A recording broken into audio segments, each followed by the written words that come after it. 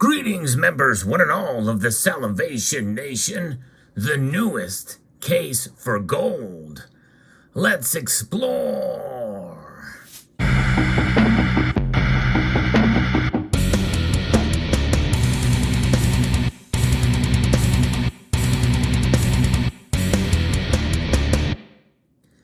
You may be asking the question, is there a newer case for gold than what we've already know?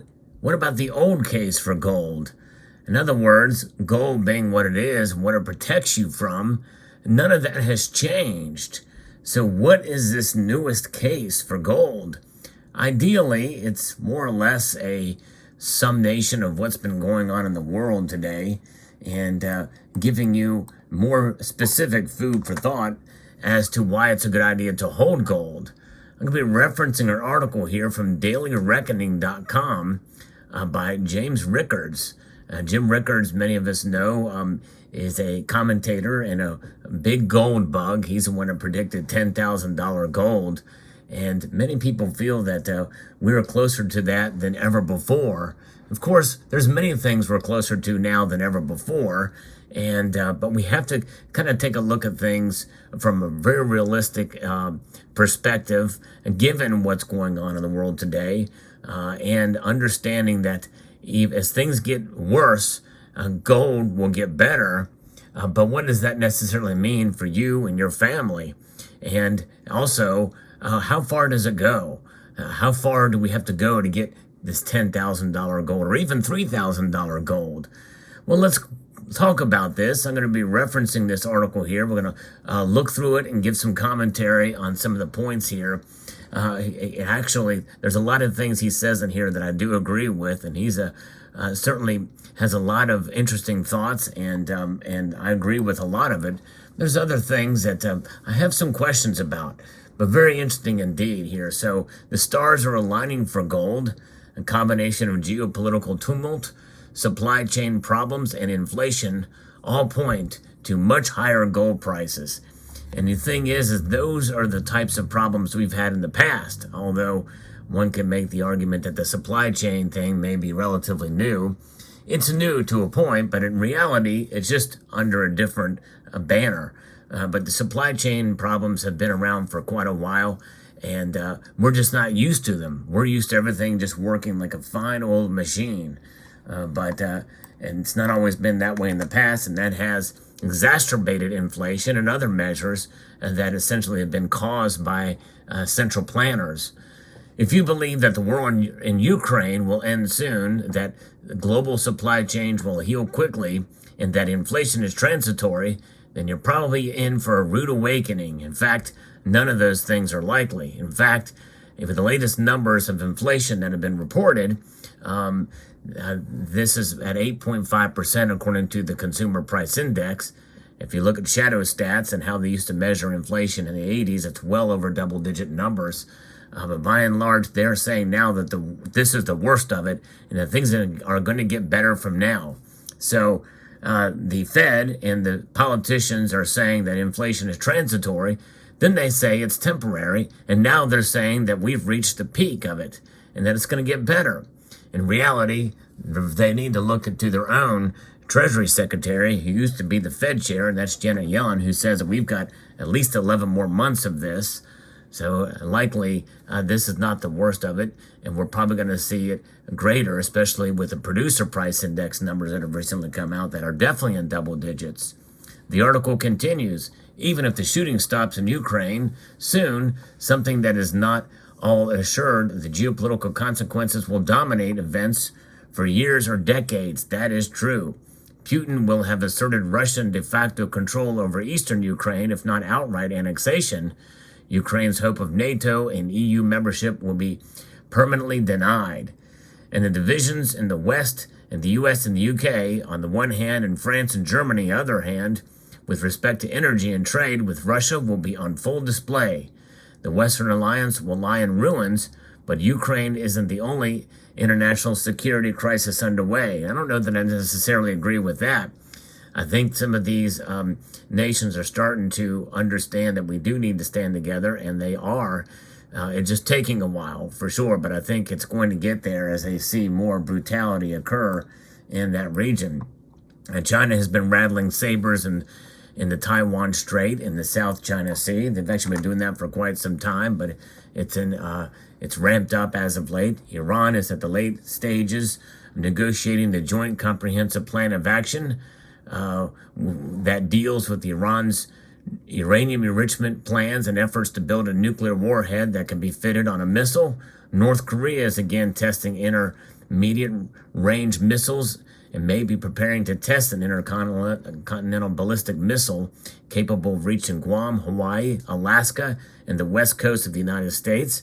Furthermore, there are ongoing crises in Syria, Lebanon, Venezuela, Sudan, Ethiopia, and elsewhere around the world. The bottom line is there's plenty of geopolitical tensions to go around. And then you've got the geoeconomics. Supply chains will be in even worse shape. The global supply chain crisis was underway well before the war in Ukraine. The pandemic particularly hurt supply chains as buyer and seller facilities and plants, shipping, trucking, warehouses, and distribution centers were all closed temporarily. This created tremendous bottlenecks and backlogs. And then with Ukraine, with extensive sanctions, retaliation, and physical disruption from the war itself, the war is already damaging global supply chains.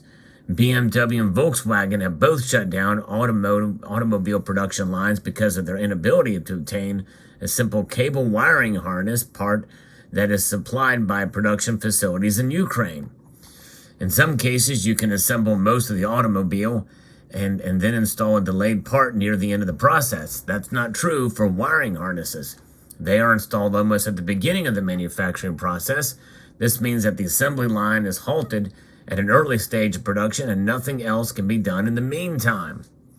This is a pointed example, but far from the only one. It's actually a very good point by Mr. Rickards. The manufacturer of many products all over the world is suffering disruption due to supply chain delays in their origin in Ukraine. Agriculture and wheat exports may be the worst affected. The planting season begins soon, and Ukraine cannot obtain the fertilizer it needs to plant crops. These crop shortages will impact global supplies next fall when the harvest season begins. Ukraine's nickname is a breadbasket of Europe. It, along with Russia, supply about 25% of the global wheat supply and 20% of the global corn supply. What do you think will happen when the supply dries up? The problem is actually worse than that because most of the grain in the world is not raised for human consumption. This is actually a very important point. It's raised to feed the animals that we eat.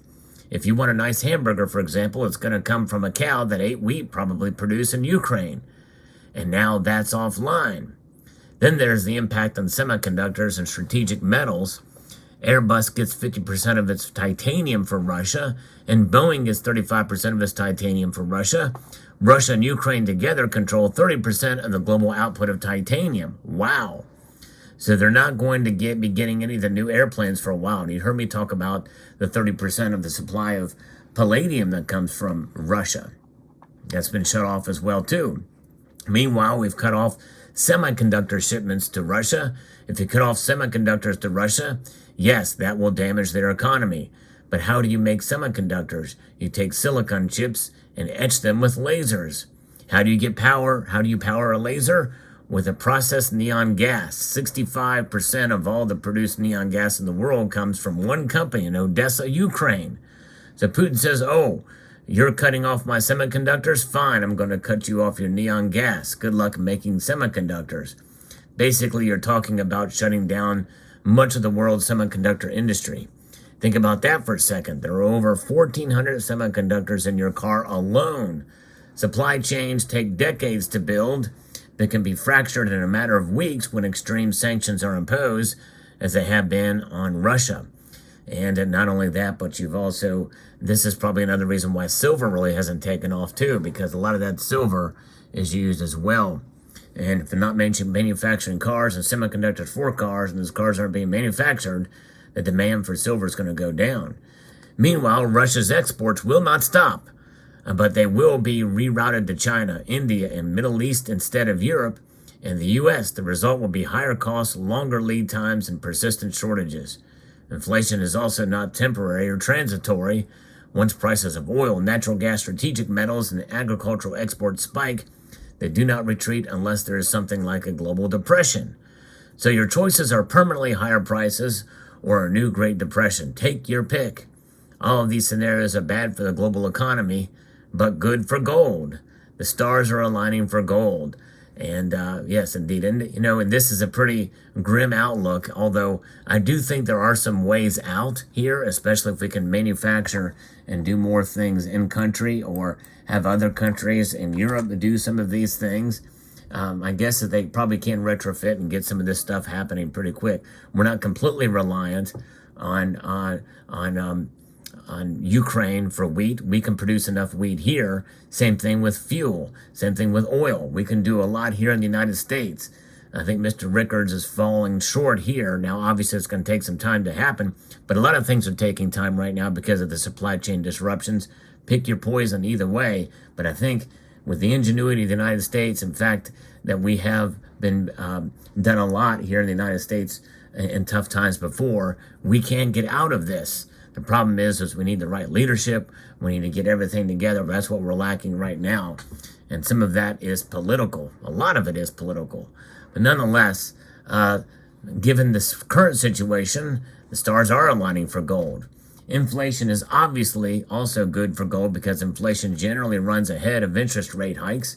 The interest rates do catch up eventually, but for the first year or two, higher inflation with lagging rate hikes means real rates are going negative.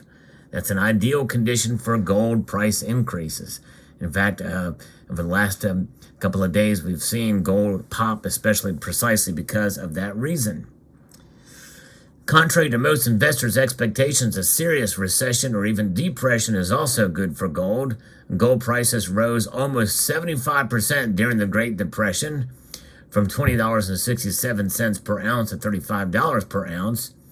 That's as the government engineered a dollar devaluation to cause inflation in all commodities as a way to defeat prevalent deflation. Now, what Mr. Rickards leaves out here is that it was the government themselves that fixed the price, not only from $20.67, but also to $35 an ounce. After they essentially confiscated as much of it as possible, demanded that it be brought to them with fear of the fines and the like. With all of this investment backdrop,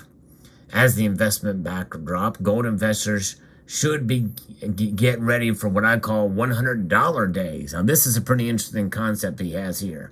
At current price levels, making large profits in gold gets easier by the day. If you own gold and it goes up $100 per ounce, you make $100 per ounce. But each $100 per ounce gain is easier than the one before because it's a smaller percentage gain from the higher denominator. And one could also make that argument for premiums in real dollars or nominal dollars. That's why typically people say 3 to 5% premiums on gold rather than use the dollar figure. If gold is $1,000 per ounce and it goes up $100, that's a 10% gain. But if gold is $2,000 per ounce and it goes up $100, that's a 5% gain. And so that being said, $100 is not worth nearly as much at gold at $2,000 per ounce than it was at gold at $100 per ounce. In fact, you didn't really see a $100 per ounce gold gain when it was $1,000. At least not that I know of. You may be able to pick a time or two when it did that quickly. Just depends on how fast that happened. But nonetheless, carrying that logic forward, if gold is $3,000 per ounce and it goes up $100 per ounce, that's a 3.3% gain. So $100 premium on a 1 ounce gold coin, such as you see here, is normally about $180 to $100 right now. And if it's $3,000 an ounce, that's a 3.3% gain. That's about what the average premium on gold has been on normal times. Each increase is easier because it represents a smaller percentage of the new base price. But you still make $100 per ounce. But what is that $100 worth? And why would that even be a factor? Because it's about the gold. It's about the value of the gold, not necessarily the price increase, which is why in some cases, this is why some people feel okay with paying higher premiums on some gold products.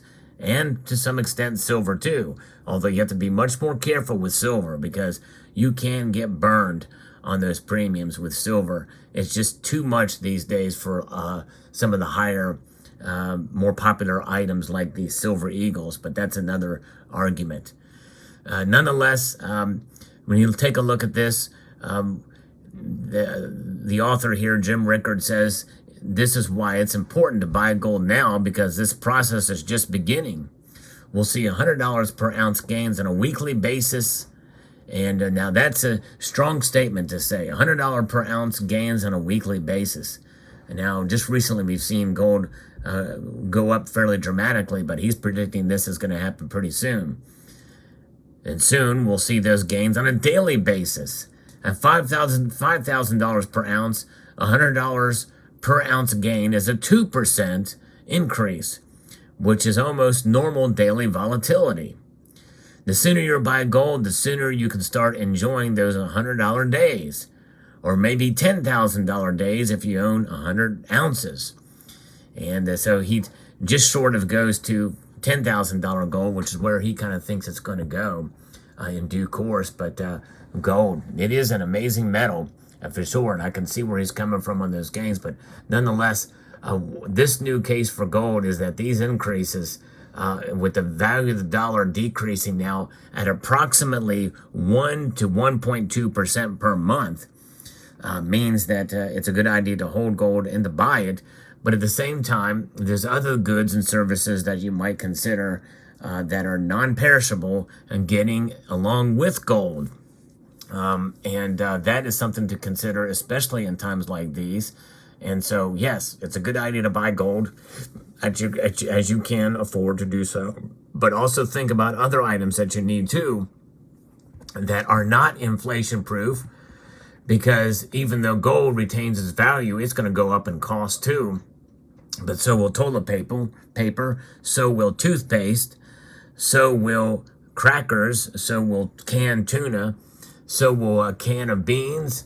Non-perishable items, obviously perishables, yes, you can get too, but they have a shelf life that means you're probably going to have to buy them on a regular basis and be stuck with the price. But nonetheless, this newest case for gold is really just a consolidation of the old case for gold, and to more specific to our time where we live right now. A very interesting article, though, by Mr. Rickards on this dailyreckoning.com. Fascinating indeed. And so what are your thoughts? I'd be very curious to see what you think about this scenario. I hope you enjoyed looking at some of these gold pieces here. I've got an old Mercury Dime Centennial Series here. Beautiful coin, 10th ounce.